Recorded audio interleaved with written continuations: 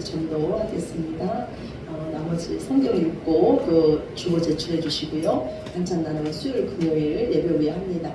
그리고 우리 하나가 더 이제 새로운 소식이 있죠. 화요일 날 1시에 우리 모여서 교회에서 성경 읽고 화요일부터 전도하겠습니다.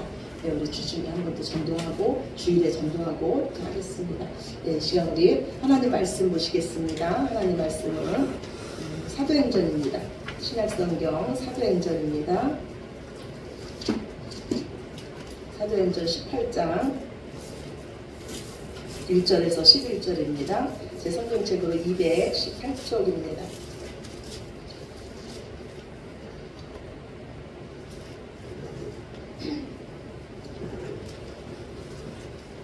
사도행전 18장 1절에서 11절까지 말씀.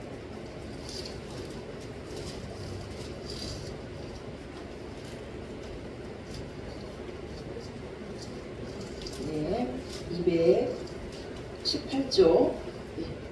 다 찾으셨으면 교독하시겠습니다. 그 후에 바울이 아덴을 떠나 고린도에 이르러 고린도에서만 유대인 한 사람을 만나니 글라우디오가 모든 유대인을 위하여 로마에서 떠나라 하므로 그가 그 안에 브리스길라와 함께 이달리아로부터 새로운지라 바울이 그들에게 가매 생업이 같음으로 함께 살며 일을 하니 그 생업은 천막을 만드는 것이더라. 안식일마다 바울이 회당에서 방문하고 유대인과 헬라인을 권면하니라. 실라와 디모데가 마게도냐로부터 내려오매 바울이 하나님의 말씀에 붙잡혀 유대인들에게 예수는 그리스도라 밝히 증언하니 그들이 대적하여 비방하거늘 바울이 옷을 들면서 이르되 너희가 너희 머리로 돌아갈 것이요 나는 깨끗하니라. 이후에는 이방인에게로 가리라 하고 거기서 옮겨 하나님을 경외하는 디도 유스도라 하는 사람의 집에 들어가니 그 집은 회당 옆이라. 또 회당장 그리스도가 온 지방과 더불어 주를 믿으며 수많은 고린도 사람도 믿고 세례를 받더라. 밤에 주께서 환상 가운데 바울에게 말씀하시되 두려워하지 말며 침묵하지 말고 말하라. 내가 너와 함께 있으면 어떤 사람도 너희들께서 괴롭게 할 자가 없을 것이니 이는 이 성 중에 내 백성이 많음이라 하시더라. 1년 6개월을 머물며 그들 가운데서 하나님의 말씀을 가르치니라. 아멘. 아멘. 하나님은요 지금 우리를 너무너무 사랑하십니다. 아멘이십니까? 아멘. 하나님께서 저와 여러분을 여기까지 인도하셨어요. 우리의 모든 삶은 하나님의 계획하심 속에 있습니다. 제가 대전에 산 지가 벌써 30년이 됐어요. 그런데 이 갈마동에 온 것은요, 제가 이렇게 사역을 시작하면서 갈마동에 오게 됐습니다. 처음에 갈마동에 올 때요, 수요 저녁 기도회 예배에 참석하려고 이 갈마동을 왔어요. 저녁 때 그때 이제 택시를 타고 이쪽으로 딱 왔거든요. 그런데 제 눈에 처음 비친 이 갈마동의 모습은 찬란했어요. 음주가무가 충만했습니다. 제가 택시에서 다해서 걸어 올라오는데 대단하더라고요. 그 저녁 때. 예. 그러면서 제가 그때 딱 드는 마음이 이곳에서 내가 어떻게 복음을 전할 수 있을까? 이곳에서 어떻게 사역을 할 수 있을까? 이런 두려움이 저를 딱 찾아왔어요. 그런데 그때 하나님께서 저에게 주신 말씀이 뭐라 그러냐면 저들은 네 밥이다. 저들은 네 밥이다 딱 그러는 거야. 그래서 제가 그 하나님 말씀을 듣고 용기를 얻었어요. 두려움이 떠나가더라고요. 그리고 또 우리 하나님은 제가 부교육자로만 있던 갈마동에 있는 것이 아니고 이곳에서 이렇게 또 첫 개척지를 이곳으로 주셨습니다. 그런데 지금도 가끔은 제 마음에 이렇게 두려움이 찾아올 때가 있어요. 그때가 언제냐면 이렇게 사람들을 보면 모두가 하나님 외에 다른 것에 미쳐 있는 것 같은 거예요. 그때 저한테 절망감이 와요. 그러면서 무슨 생각이 드냐면 하나님 정말 저 사람들도 구원받을 수 있을까요? 하나님 저 사람들이 정말로 하나님의 사람으로 온전히 세워질 수 있을까요? 이런 두려움이 옵니다. 그런데 제 그런 마음이 지금 와서 생각해 보면은 하나님 앞에 더 무릎 꿇게 했던 것 같아요. 그때마다 하나님은 저에게 말씀하시기를 너는 아무것도 염려하지 말아라. 내 교회는 내가 세운다. 내가 잘하게 한다. 너는 내 종일 뿐이라고 우리 하나님 말씀해 주셨어요.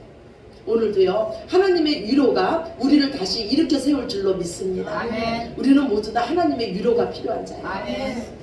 우리가 잘 아는 엘리야 선지자가 있어요. 이 엘리야 선지자가요 바알과 아세라를 섬기는 그 선지자들과 전투가 일어났습니다. 그런데 그 자리에서 엘리야가 대승을 거둡니다.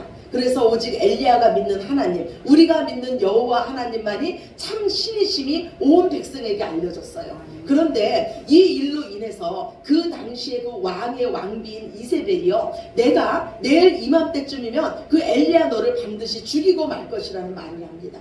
이 말 한마디에 이 엘리야 선지자는요 마음에 낙심이 돼요. 그리고 강야로 숨어 들어갑니다. 노된 나무 아래 숨어서 말하기를, 하나님 차라리 나를 죽여주시옵소서. 하나님이 내가 그 이세벨의 손에 죽는 것보다 하나님이 차라리 나를 죽여주시는 것이 낫겠습니다. 이렇게 말해요. 천하의 엘리야도 하늘에서 불이 떨어져서 그 제단과 그 제물을 다 삭히는 것을 본 엘리야도 그 말 한마디에 그 마음이 무너져서 하나님 차라리 죽여주시옵소서 이렇게 말을 합니다. 그렇다면 이 엘리야는 왜 지쳤을까요? 왜 그 마음에 낙심이 됐을까요? 그 왕비 이세벨의 말 한마디 때문에 이 엘리야가 이처럼 지쳤을까요? 낙심됐을까요? 저는 그렇다고 생각하지 않아요. 분명히 이 갈멜산의 전투에서 하나님이 승리하셨습니다. 이방신을 섬기던 그 850명의 거짓 선지자들은 다 죽임을 당했어요. 이 엘리야는 분명히 그 갈멜산의 전투를 보면서 내심 기대했을 거예요. 이 전투를 보고 온 이스라엘 백성들이 하나님 앞에 온전히 돌아올 것을 기대했을 것입니다. 무언가를 이제는 그들도 변할 것이라고 기대했을 거예요. 그런데 들려오는 소식은 뭐냐면은 하나님의 사람을 죽이겠다는 소식이에요. 우리가 언제 낙심됩니까? 우리가 언제 우리 마음에 두려움이 찾아옵니까? 그래도 내가 하나님의 뜻대로 살려고 노력했는데, 하나님 말씀에 순종하려고 노력했는데 여전히 내 삶이 그대로일 때 우리 낙심되지 않습니까? 여전히 더 힘들어질 때 낙심되지 않습니까? 그런데 그때도 우리가 여전히 하나님의 섭리 속에 있음을 기억하시기 바랍니다. 아멘. 아멘. 하나님은요 우리에게 가장 좋은 것을 주시기를 원하세요. 금보다 귀한 믿음을 주시기를 원하십니다. 아멘. 하나님의 그 크고 놀라운 사랑을 우리가 친히 맛보기를 원하세요. 아멘. 지금 우리의 이 모든 가정이요 우리를 온전한 하나님 사람을 만드는데 꼭 필요한 가정임을 믿으시기 바랍니다. 아멘. 하나님은요 지쳐있는 이 엘리야를 찾아오셨어요. 엘리야에게 천사를 보내주셨습니다. 어루만져 주셨어요. 엘리야를 먹이셨어요. 그리고 엘리야를 일으켜 세워주시고 이 엘리야에게 다시 사명을 주셨습니다. 오늘 하나님은요 우리에게 주시는 말씀을 통해서 우리를 분명히 위로해 주시고 우리에게 힘을 주시고 우리를 일으켜 세워주실 줄로 믿습니다. 아멘. 지금 우리는요 몸과 마음이 많이 지쳐 있어요. 계속되는 이 비로 인해서 더 이 마음이 많이 지쳐 있습니다. 제가 지난주에요 연세가 많으신 원로 목사님을 한 분 만났습니다. 그 목사님이 저에게 하시는 말씀이 뭐냐면 고기를 많이 먹으라는 거예요. 돼지고기, 소고기, 조기 이런 거 많이 먹으래요.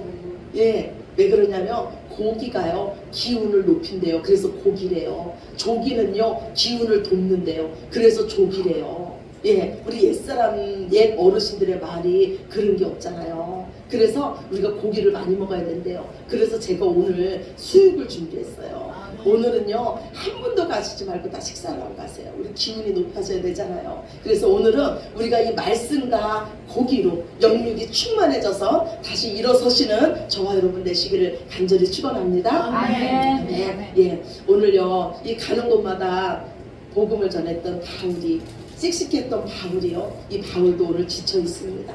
왜냐하면 아덴에서 이 바울은 복음을 전했어요. 어떤 복음을 전했습니까? 오직 하나님만이 우리의 창조주시고 하나님만이 우리의 모든 것을 공급하신다고 살아계신 하나님을 전했어요. 이 하나님께서 왜 우리의 모든 것을 공급하시냐면 하나님께서 우리의 창조주시고 하나님께서 우리를 지으셨기 때문에, 우리가 그의 소생이기 때문에 하나님은 그 자녀인 우리의 모든 것을 공급하신다고 복음을 전했습니다. 아멘. 그런데 아덴에서의 반응은 어땠냐면 이 바울의 복음을 조롱했어요.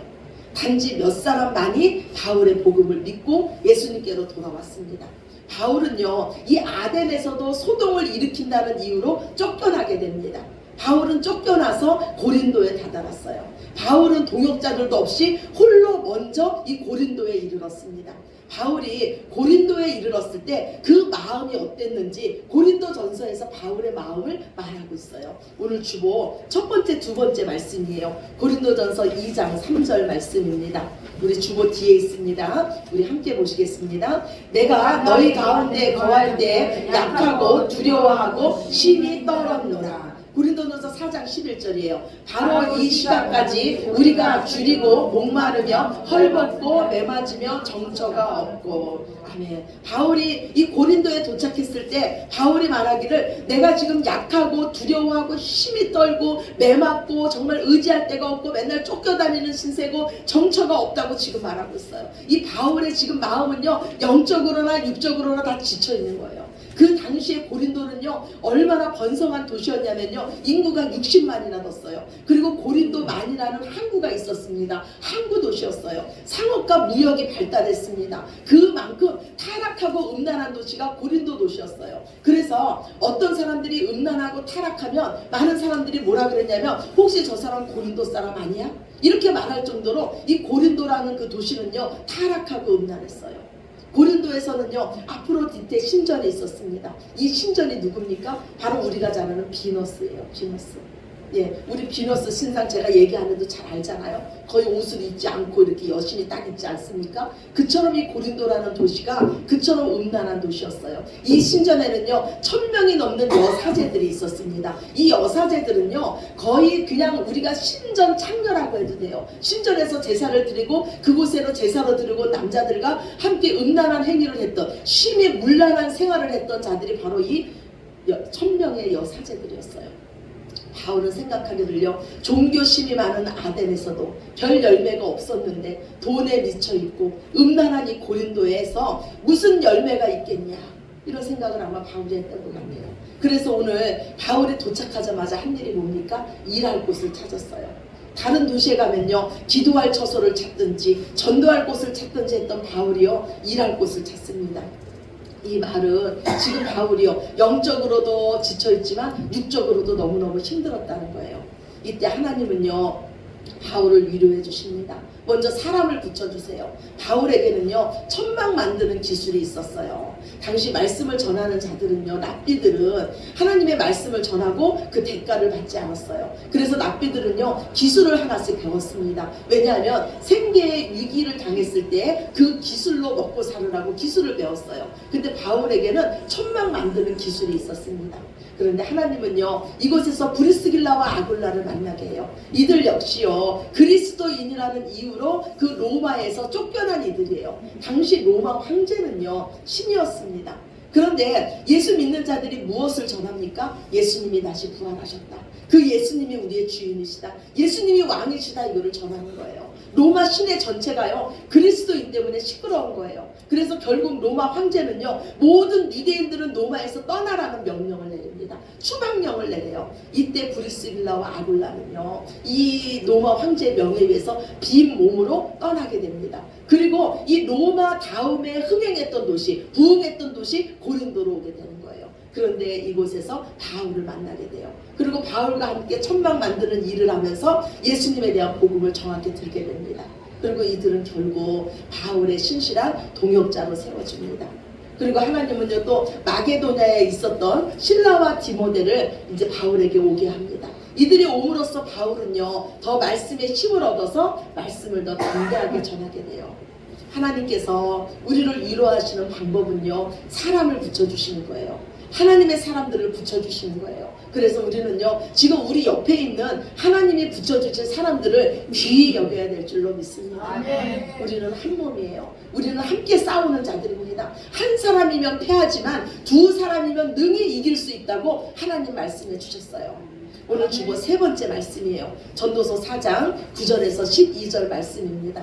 우리 함께 보시겠습니다. 두 사람이 한 사람보다 나음은 그들이 수고함으로 좋은 상을 얻을 것임이라. 혹시 그들이 넘어지면 하나가 그 동물을 붙들어 일으키려니와 홀로 있어 넘어지고 붙들어 일으킬 자가 없는 자에게는 화가 있으리라. 또 두 사람이 함께 누우면 따뜻하거니와 한 사람이면 어찌 따뜻하랴. 한 사람이면 패하겠거니와 두 사람이면 맞설 수 있나니 세 겹줄은 쉽게 끊어지지 아니하느니라. 아멘. 우리 하나님 말씀하세요. 한 사람보다 두 사람이 낫고 세 겹줄은 끊어지지 않고, 여기서 어떤 자에게 화가 있다고 말씀합니까? 내가 넘어졌을 때 일으켜줄 자가 없는 자에게는 화가 있다고 말씀해요. 그래서 우리 하나님은요 두세 사람이 모인 곳에 함께 하시는 하나님이십니다. 오늘 바울은요, 이 동역자들로 인해서 힘을 얻습니다. 그리고 오직 예수님만이 우리의 구원자시오, 예수님만이 우리의 그리스도라고 다시 전합니다. 물론 이곳에서도 대적자들이 있었어요. 그런데 회당장 그리스도의 온 집이 예수님을 믿게 됩니다. 그래서 이제는 이 회당장이요, 회당으로 가는 것이 아니라 회당 바로 옆에 있는 하나님을 경외하는 디도 유스도라는 집으로 오게 되는 거예요. 그리고 수많은 고린도인들이 예수님을 믿게 됩니다. 이때 유대인들은요, 얼마나 바울을 죽이려고 했겠어요. 그런데 이때 또 하나님이 신이 나타나셔서 바울을 위로해 주십니다. 오늘 본문 말씀이에요. 18장 9절 10절입니다.